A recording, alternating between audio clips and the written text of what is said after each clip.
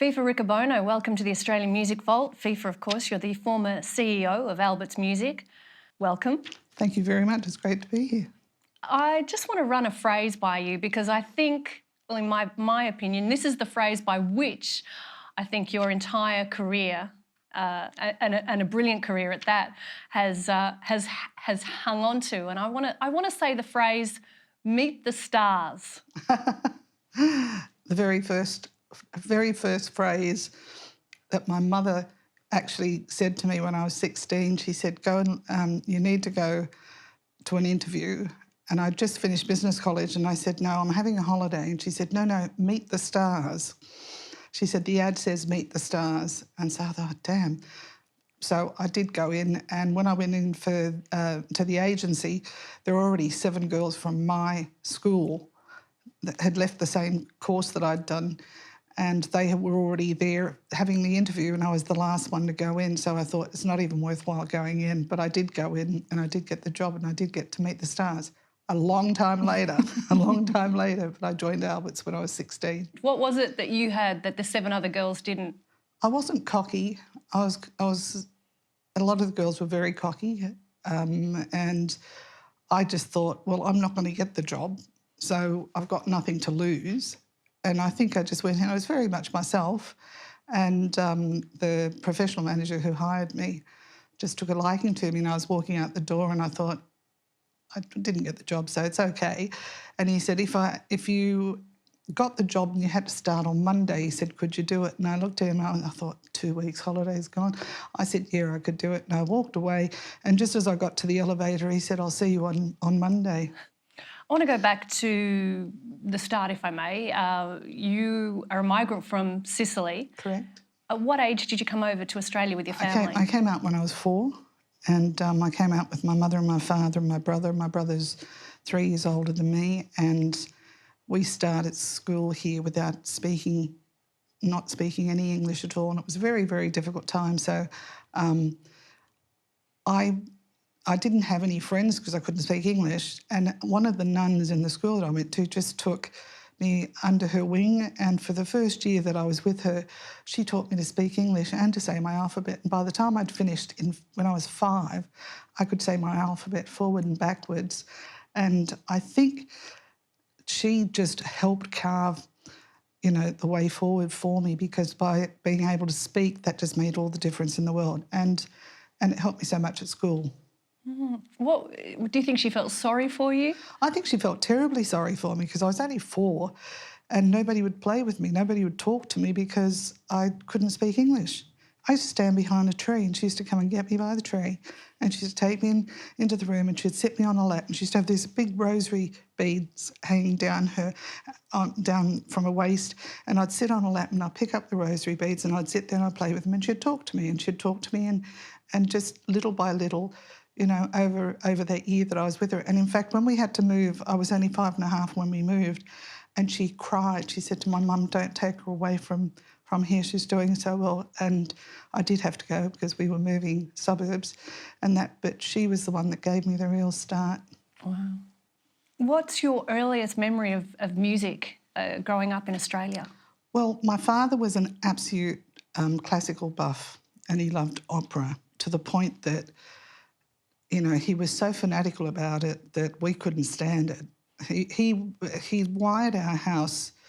He put a speaker in every room of the house, and we used to have just a turntable back then. And he used to wait for these records. He used to wait with bated breath for a year for Deutsche Grammophon to come out with a new recording of like Aida or something like that. And as soon as they'd come in, the first thing he had to do was put it on, and he would blast it through the house. So every room, even the toilet out back, the bathroom, all of our bedrooms, we all had speakers. So when he put it on, it went right through the house so that he could work all through the house and not miss any part of it. So there was a passion for music, but it wasn't our style of music. But because he did have a passion for music, he understood how much we liked music as well. At school, we used to have the Albert Boomerang Songster, so we used to always pick out all the songs, and we used to all, sit around and sing them. And so I was more into the Australian side of things. Billy Thorpe came to our school when I was 12. The Easy Beats were happening at the time, so I liked a lot of the Australian music. But I didn't really get, until I moved to Albert's, until I started working at Albert's, that's when I really got into, you know, all the local bands that were out, and more so than the overseas ones, because we really connected with them because we worked with them. So you get the job, you answer the ad to Meet the Stars, pushed by your mother. I'm sure she had no idea when she was saying to me to do this. I think she just wanted me to get the job. It didn't mean anything to her that I was going to Meet the Stars. She just said, go, and, you know, she thought it might be something that might appeal to me, but not that it was meant much to her. And at the time, I liked the Easy Beats, but I wasn't old enough to go and see them in clubs and that. So, you know, for me, Meet the Stars was that I was going to meet, you know, George and Harry and Stevie and all the others. And, of course, by the time I got to Albert's, they were in the UK, and then they disbanded, and I didn't get to meet them as the Easy Beats. So what was your first job at Albert's? I was secretary to the professional manager. I used to do all of his typing, all of his filing, and we used to, Albert's used to sell sheet music back then, lots of sheet music and orchestrations. So I used to sell orchestrations. In fact, I was so excited when the very first star that walked in was Kamal. Kamal was the very first person that walked in and came in for a piece of sheet music.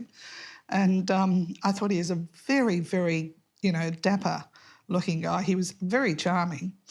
And after that, it was just like, that was the calibre of people that were around at the time until I started in A&R and then started with all of our own bands. How did you get into A&R? Well, I was been with Albert's for 4 years, and I was going to leave to go overseas. It was my parents were going back for the first time, and they wanted me to go back to Sicily and meet all of my family. And I thought, well, okay, I've been here 4 years, 4.5 years, so I'll leave. But my boss at the time, Henry Adler, said, you know, don't leave because they really like you and you get on well with everyone. Why don't you ask Ted Albert, if you can have time off without pay so that you got a job when you come back? And I thought, oh, he's not going to let me do that. I said, I don't know, I could be gone for 6 months. He said, just ask him.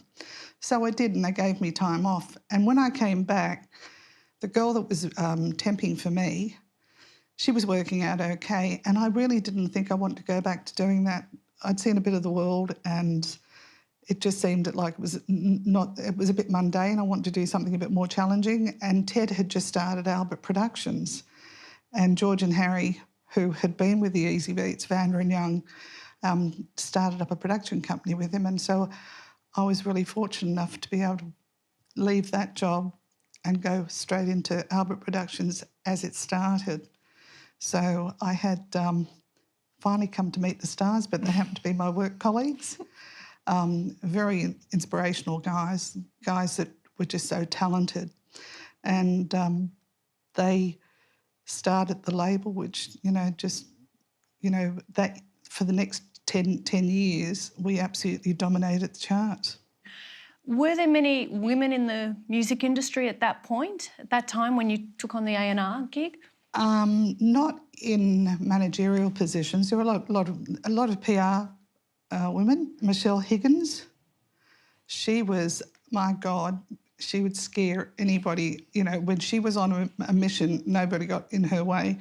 And I used to look at her and think, oh, wow, she certainly gets things done. But I worked differently to her, but I always liked the way she had a real presence about her. There were probably one or two others, but that's about it. And Ted Albert had to have been one of the most understanding and encouraging bosses that anybody could ever want to have on the planet. And he would talk to a junior in exactly the same way as he would talk to a managing director.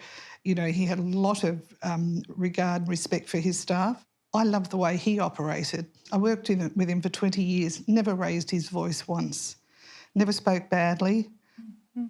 I imagine the music industry, I mean, all the history books that have been written about the music industry, whether it's in Britain or Australia or the US, they always kind of call it, you know, a bit of an outlaw because there was no rules in the early days. Well, I sort of think about it more back then. It was really still a cottage industry. Everybody was still doing things. There was no manual, and everybody was, you know, you did whatever you needed to do to make something work, and everything was different.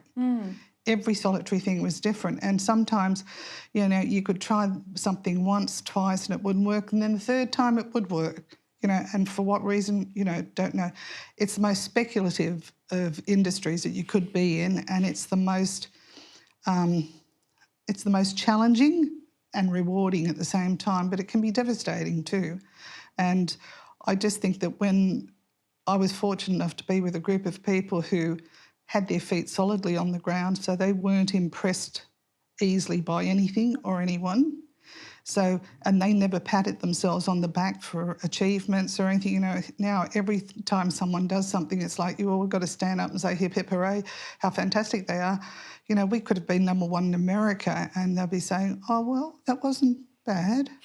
Wasn't bad, you know, very, very calm about it. They treated, and one of the comments I think that the boys used to always say was like, you treat success with the same contempt you treat failure.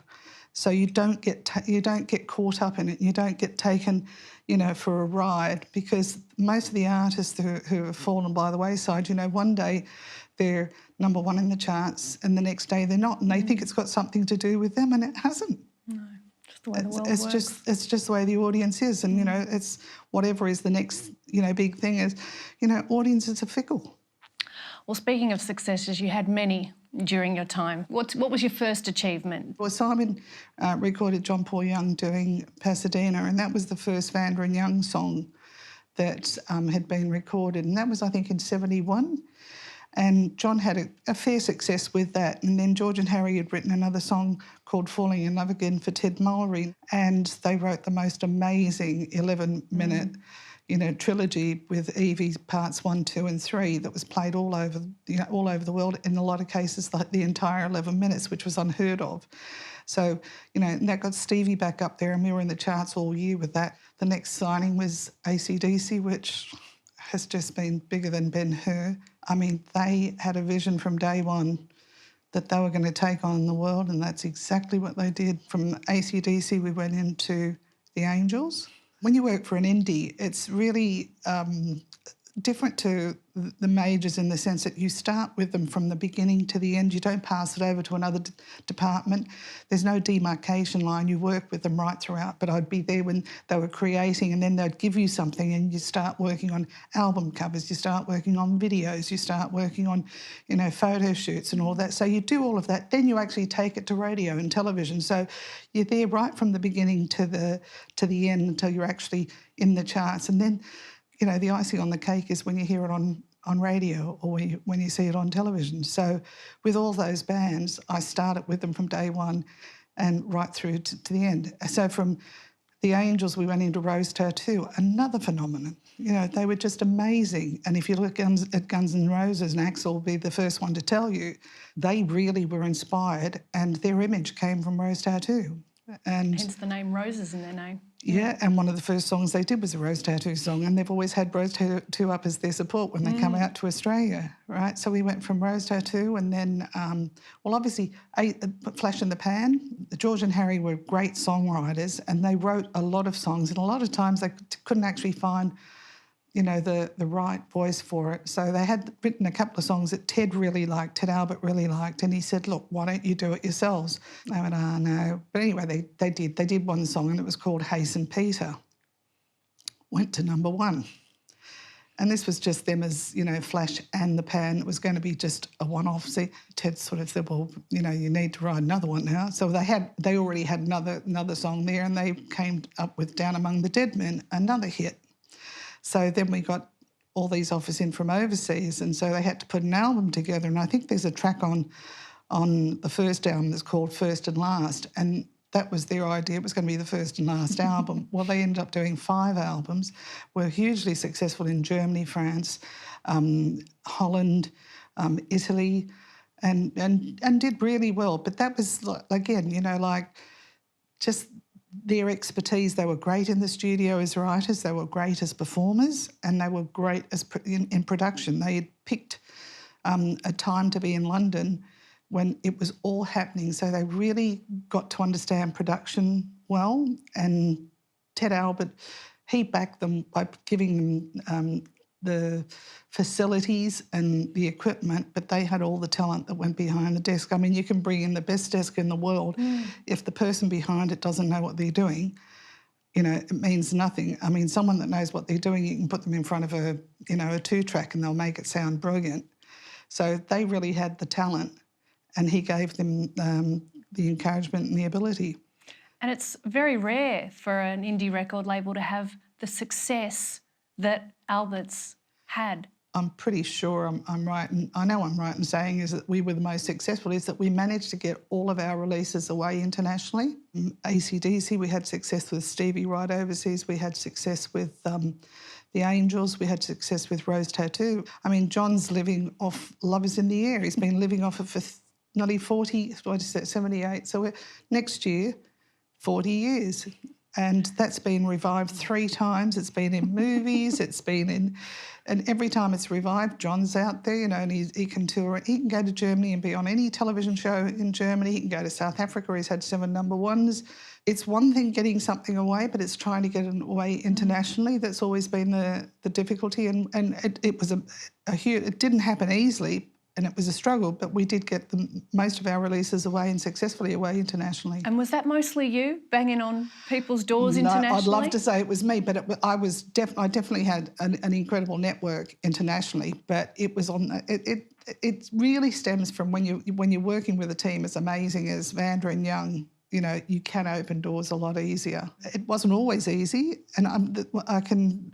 One of the releases I was talking to you earlier about how you could release something one day and it doesn't work and you try it again, it doesn't. Well, Am I Ever Going to See Your Face Again by the Angels? Now, everyone hears that and they go, oh, yeah, and they sing along with it and they, you know, put in their little bit at the end and everything. And that had to go to radio 3 times on 3 separate occasions as 3 separate releases to actually get on air. And what would you do? How would you make DJs and radio stations take notice of your releases? What lengths did you go to, FIFA? Every length, whatever it took. What was the most audacious? When Love Is in the Air came out, I took a carload of pink balloons with helium gas into 2SM at the time in Blues Point Road, and I just went in with like 40 balloons, trying to get them out of the car and getting them up into the elevator and into the station. And they, I think Barry Chapman was there at the time, and I can't remember who the jock was. But anyway, he opened one of the helium balloons and he sucked in the helium gas and he went, "This is John Paul Young on 2SM singing his new single, Love Is in the Air," and went straight on air. And it was picked up everywhere straight after it. But some of them were really hard. You had to go back and say, and give them a story. Look, the guys have really paid their dues. They're out there working every night.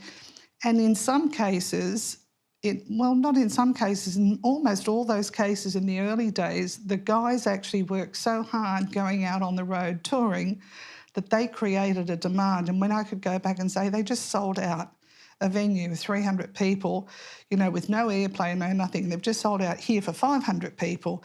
And they created a demand that radio had to listen to. What used to happen was when the bands, and no different I'm sure to today, but if someone was touring, I would call every radio station along the way. I would speak to every jock.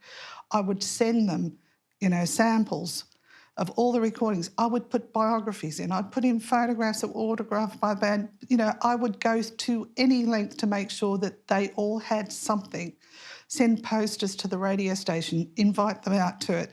I used to do it to places that nobody, you know, even thought of going to, and they really appreciate it. And, you know, a lot of those jocks move from those regional areas into the metropolitan areas, and they remember all those things.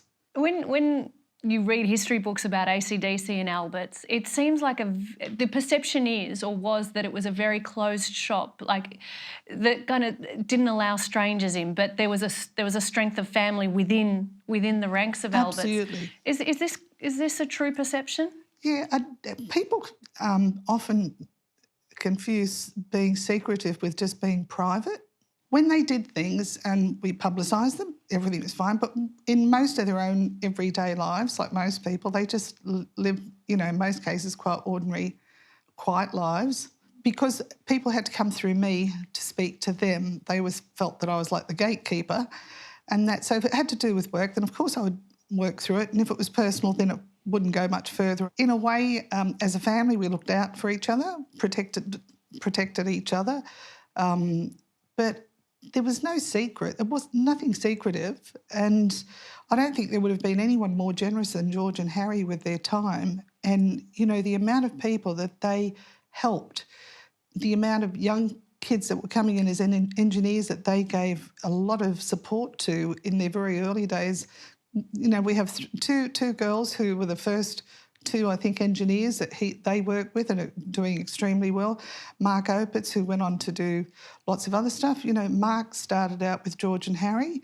I can't even tell you how many. So they were very generous with their, you know, their time and giving of their knowledge.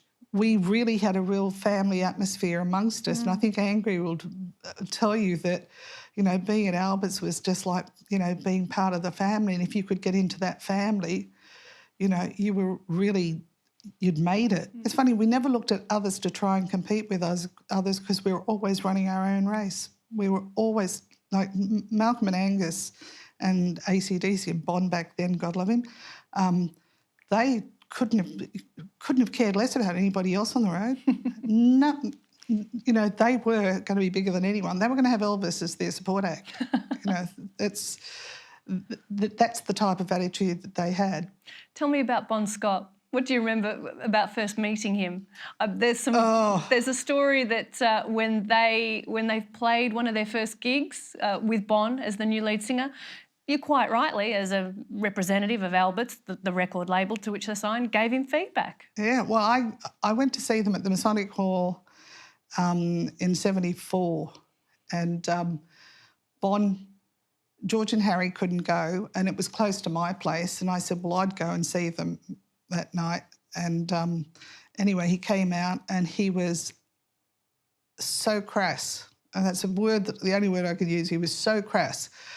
And he was belligerent and he was swearing and he had a tooth missing. But compared to the singer that they had, and they've had quite a few in between that, you know, when they were trying it out, he just fitted like a glove. It was just like he was made for it. It didn't look like he'd just joined the band. It just looked like that was the band. And when they finished, I was just about ready to leave to go home, and the manager came up to me and he said, well, aren't you going to come back and meet him? And I went, oh, yeah, okay.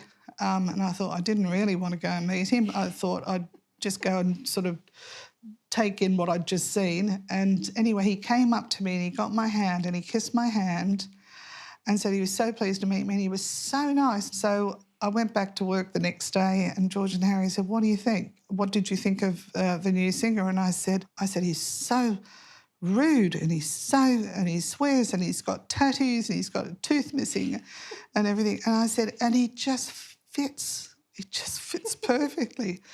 But he was such a charmer.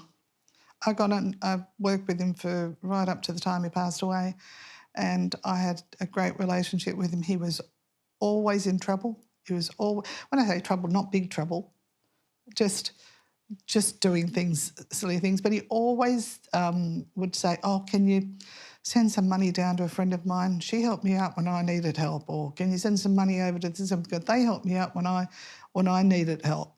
And he was very generous with what he had when he had it. But he didn't have much because he spent it all before he got it. But he was always entertaining. And he loved the ladies, didn't he?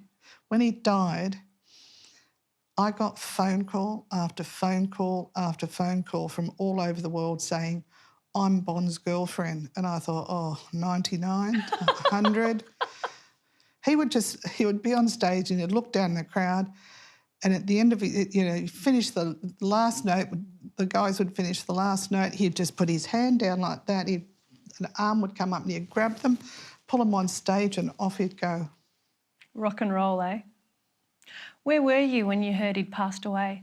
I was at Albert's, and when I heard about it, I'd only spoken to him a few days before, and he rang me and he said that he'd just been with Malcolm and Angus, and he said, you should hear some of their riffs. He said, it's amazing what they're doing. Highway to Hell had just broken through for them. That was the first album to break.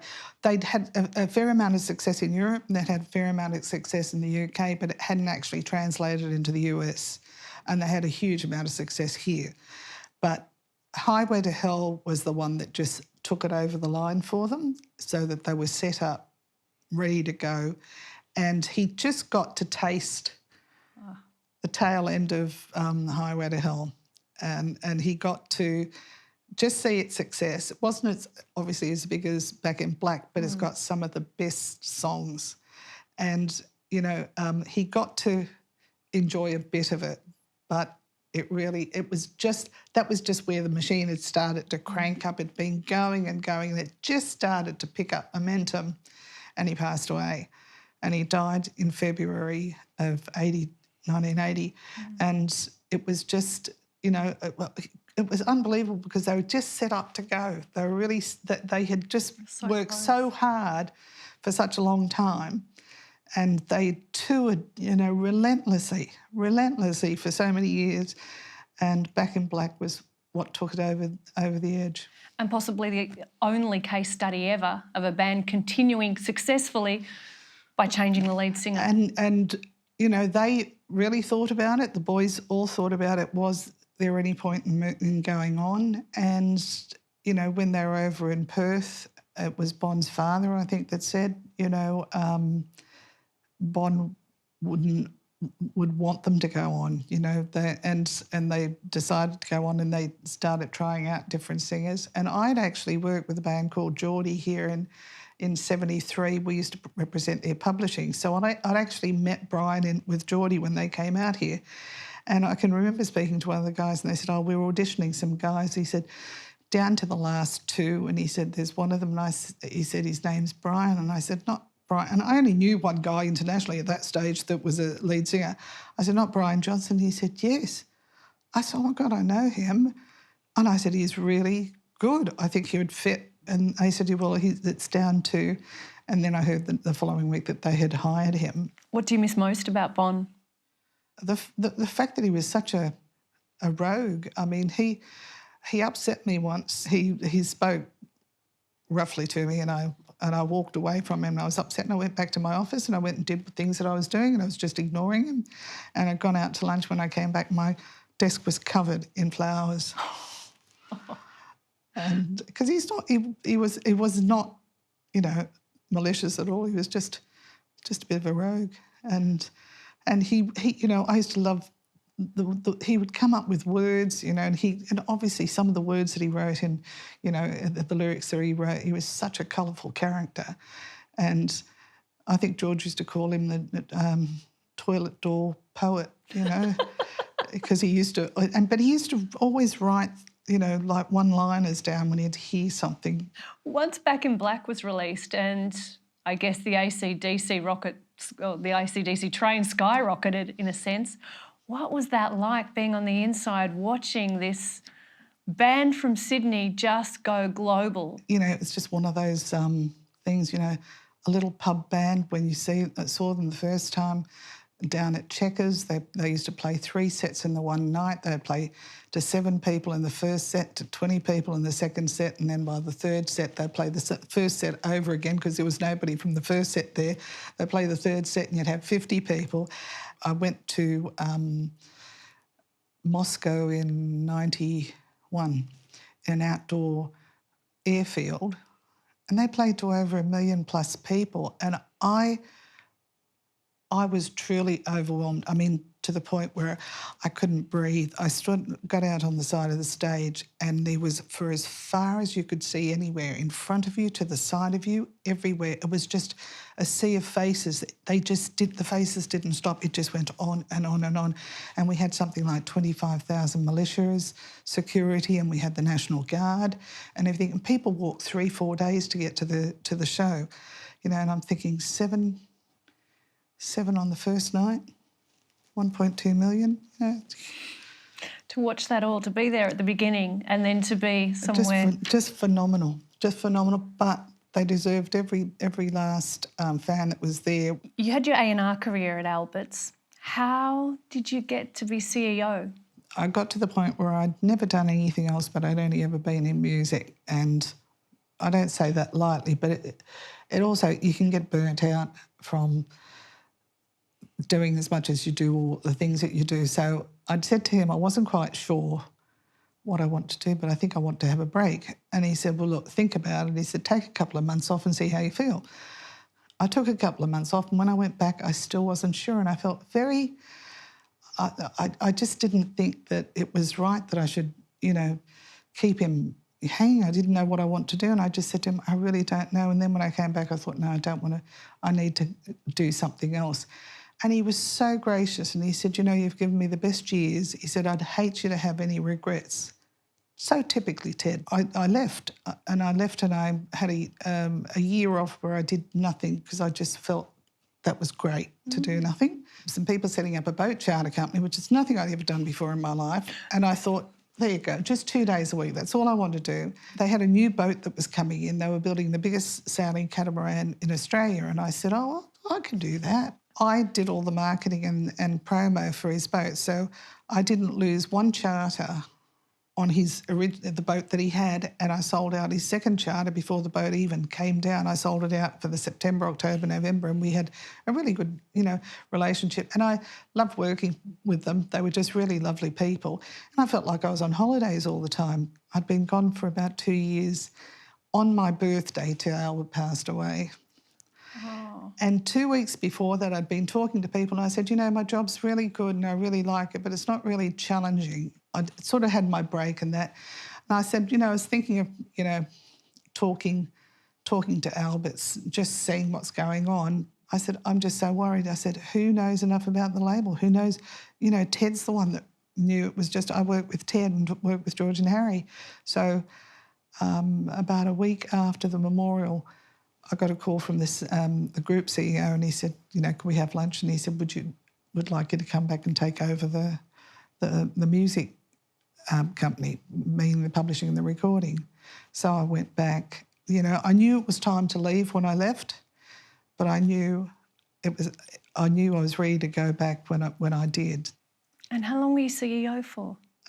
Just on 9 years. Albert's was pretty unique in a lot of ways, because in the early 30s, when Frank Albert, who was the son of the founder, he had 2 women working for him who were directors on his board.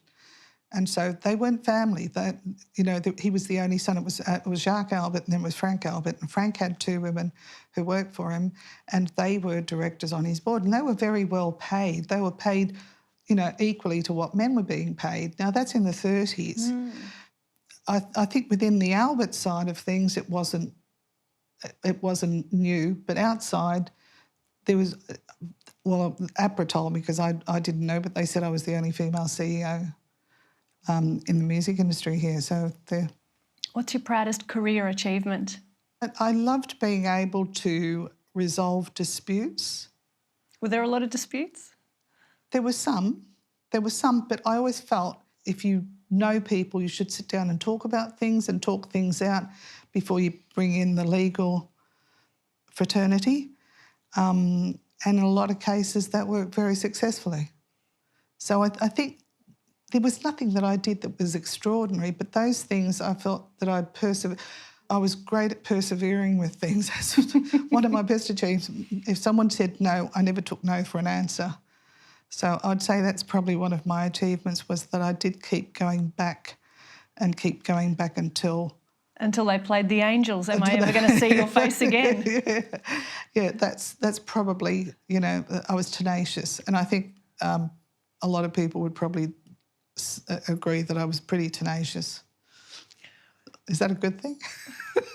Apart from Bond, because we know what a larrikin charmer he was, but who was perhaps the most challenging or gave you a lot of good grief, in a sense, was always getting up to no good? The person who used to give me the best grief was Malcolm Young, because nothing would faze him, nothing would impress him.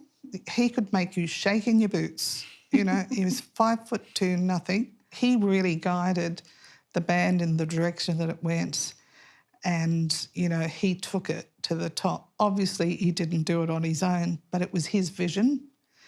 And I could sit down and talk to him for hours and hours. And I mean, if he really wanted, you know, didn't like something, he made it very clear.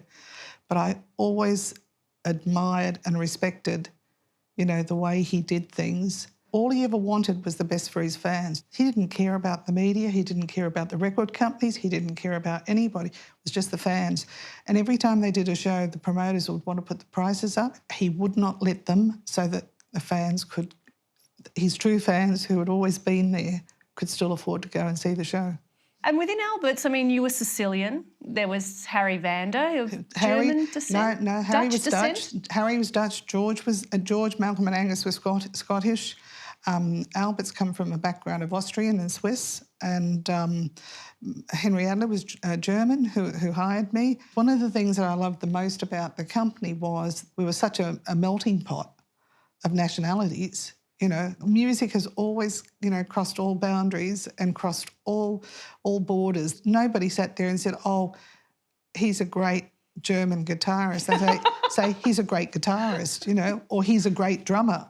Mm. They don't care where he's from or what he, you know, if someone plays really well, everyone just stops dead in their tracks and go, wow. And that's what the company was. It was a music company. Correct me if I'm wrong, but a couple of Australians you did sign were two females called Cheetah. Oh, God, yes. Yes, that was our first and there's venture not a lot of women on the Alberts. No, but it's not that they were turned away. Because we were such a heavy rock label, that was more, we didn't attract, you know, a lot of females, and the ones that we did were like Chrissy and Lindsay, who were brilliant. Mm. They were brilliant on stage. They really and truly were ahead of their time because they were just a little bit too raunchy for what was going on back in 77, 78. We went over to England and they did some amazing shows. They did some shows at the Hammersmith and that, and really did exceptionally well. And I got a tour organised for them. I had television shows for them everywhere, but one of the girls got really sick, and she got really sick literally the week before we were starting to tour, and she had to go into hospital.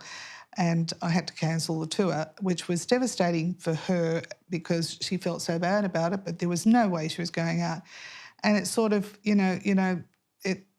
things go cold very quickly. Mm. How would you like to be remembered? Oh, as someone who was passionate and loved music and loves music, and I guess someone that was fair. I think that's about. You know, I just loved what I was doing. It was the job from heaven. You know, to be working with the people that I mean, to be fortunate enough to have worked with Ted Albert for a start, but not only just to work with him, but to be able to really call him my friend. And you know, he was like my mentor. And if I'd ever done anything to upset him, I would have been devastated because I could never have done that. And to work with someone who had such high standards and someone who was so talented himself, and then working with George and Harry, anybody would have given an eye tooth to have been with them. Anybody would have, because they were just so talented. They had so much talent, it was just pouring out of them. Everybody just wanted to be at Albert's because of George and Harry. And you must be incredibly proud of the legacy that you created or helped create. Well, I was there to help create it, but they had the talent. I didn't have the talent, but I did have or as they said I had the balls to go out and get it. So that would have been it. Tell me about the experience of seeing Billy Thorpe come to your primary school and play. Oh, that was so interesting because the day before I went to a co-ed school, and it was the first co-ed high school in Sydney. It was considered to be quite a rough school. And the day before, I'd been picked by a girl in third grade and year 3, and she was going to do me in. I'd never seen her before, but she just decided that was a good thing to do. Anyway, she did have a good shot at me, but didn't get very far because one of the student teachers was there and she ended up hitting him. And we owned a shop at the time. So in the morning I used to leave school and I'd say, Mum, I'm taking some change, and I'd grab some change and put it in my pocket. And the day after that little set to with Maureen, Billy Thorpe was coming to our school, and it was 2 and 6pence to go and see him in the auditorium. Maureen didn't have any money. And after trying to belt me up the day before, she came up to me the next day and she said, have you got 2 and 6pence? And like an idiot, I said yes. And she said, can I have it? So I gave her 2 and 6pence, and I had 2 and 6pence. But because she was such a heavy, she just pushed her way through. We sat in the front 2 seats. So I got to sit right in the front to watch Billy Thorpe and Vince Maloney through his guitar plectrum, and I caught it, and I had that for years and years and years. And all I could think of was, had it not been for Maureen, I would not have been up there. And I was so excited. Now, I carried that memory with me forever. Who was the first band that Albert signed? Billy Thorpe. So when I got to meet Billy many years later, and we had many discussions about this and that, he was quite funny. And he used to always say, you know, I think he was underage when he was signed, but he was signed by somebody he was a minor. And I'm going, Billy, that was 40 years ago. I had nothing to do with your contracts. But I had a really good relationship with him right up to the time that he died, and I used to really enjoy spending time with him. But that memory, that was the first real show I'd seen, and it was at school, and I got to sit in the front row. So I got quite used to wanting to be up the front. John Brewster often says, you know, that he used to see me coming down at Bananas, you know, elbowing to get down the front. And I thought, I can't remember elbowing, but, you know, I probably did try to get up the front. Quite ironic that you should end up at the company that signed him. It was one of your first gigs ever, and one of the first bands to be signed at Albert's. Yeah, the very first band to be signed the first band that was signed was the Aztecs. The second band was the Easy Beats. Now, how good does it get? Let's talk about the Easy Beats. Well, the Easy Beats, that, like I said before, I was too young to go and see them at shows. At school, we used to have the songbooks, and we used to all sing the songs. And Friday, my mum was out at the time. She's So Fine was out there, Wedding Ring and all that. So I knew all the songs. We knew all the songs. The kids would all stand together and, you know, sing out of this one book. And I knew all of their songs. And then I go for an interview with a company that they're signed to. So I'm so excited. But they were in England, and they stayed in England and split up in England. So I didn't get to see them as that. When George and Harry came back to Sydney and I started working with them and they signed Stevie to the label, I got to work with Stevie. Well, I got to work with Stevie, you know, quite a lot then after that, because we had such a success with Evie. And that was the Hard Road album, and then we did Black Eyed Bruiser, and it was really quite successful. So I spent a lot of time on the road with him, and he was going through his issues, and it was a really difficult time. And then when it started to go pear-shaped, you know, and George and Harry sort of pulled out because he really needed to go and, you know, sort himself out a bit. It was a real shame, because nobody gets 2 huge bites of an apple, you know, to give it a second shot. But, you know, that's the way it went. But I used to often say to him, you know, why? Because I just don't understand the drug thing at all. And he just said, you know, it was really difficult. I'd say to him, you know, because all he wanted to do was perform. He said all he wanted to do was be on stage. That's his whole thing in life, was just being up on stage. And he was a star right through to the end, right to the very end. You know, didn't matter how ill he was, he still, in his mind, he was still up on stage, and he was still out there doing it. There's that wonderful footage of him, and you'll know exactly what I'm talking about, the Rocktober 79 with Cheetah on backing vocals. It is still to this day, still puts hairs on the back of my neck watching him perform live. Did you see who was in there? There was Ian Miller, there was Rockwell T. James, there was Pig Morgan, there was Ray Arnott, there was the Cheetah Girls. There was, I'm just trying to think of who else there was on there. It was so incredible. It was so incredible. And he had come off a 3-year stint of being dry. He hadn't been on stage or anything. I was behind and I couldn't breathe. I was so worried about, you know, how it was going to go, but he got up there and he nailed it. He absolutely nailed it. And when he did his backflip, I thought, no, don't do that. And he just... You know how Queen redeemed themselves at Live Aid? That, for me, was Stevie Wright performing October 79. I get goosebumps. That was his Queen moment, yeah. even though it was prior to Queen, but certainly... It was, I'm telling you, I tingle. And so what happened after that? Did he get back on the drugs? Was that... Because that was his shining glory. It just got hold of him, you know. It was very hard. It was very hard for him. And I think... I don't even know what to say because, you know, we would have done anything and did as much as we could, you know, to help. But sometimes, you know, it's just too difficult. Not for us, but it's just too difficult for him. And right up to the end, I mean, I used to still... he was still, you know, months before he died, he was still sitting there thinking he's going back out on stage, you know. He was still in his mind. He was going to be out there and performing. I loved him dearly.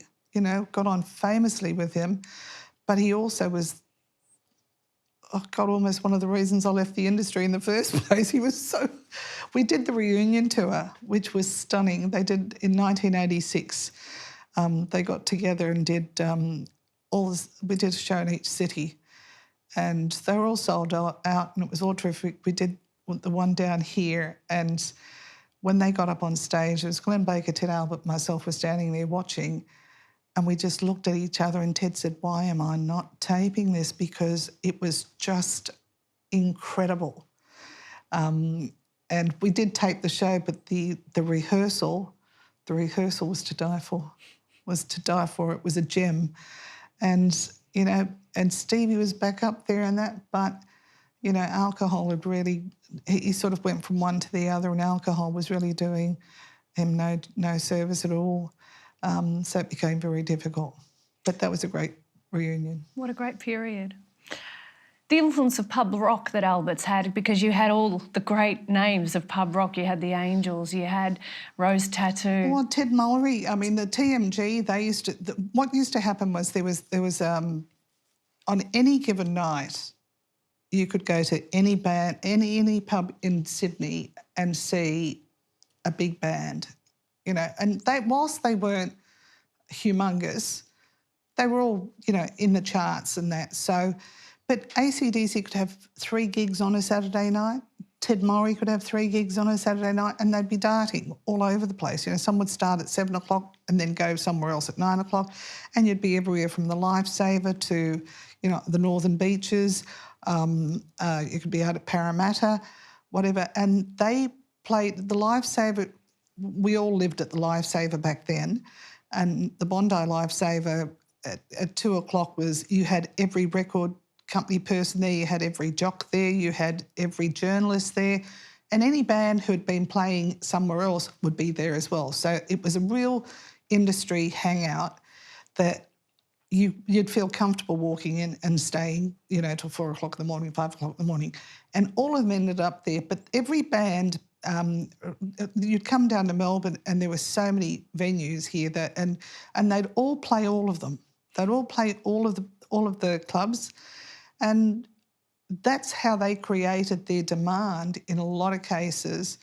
You know, when you got a reaction, a really good reaction, and taking that and being able to take jocks to it. It was, I don't know, I'm sure it's not the same now, but I had like such a relationship with all the jocks in all the radio stations that I could just say, we're going down here, and you'd go down with them and they would just, you know, really get it firsthand.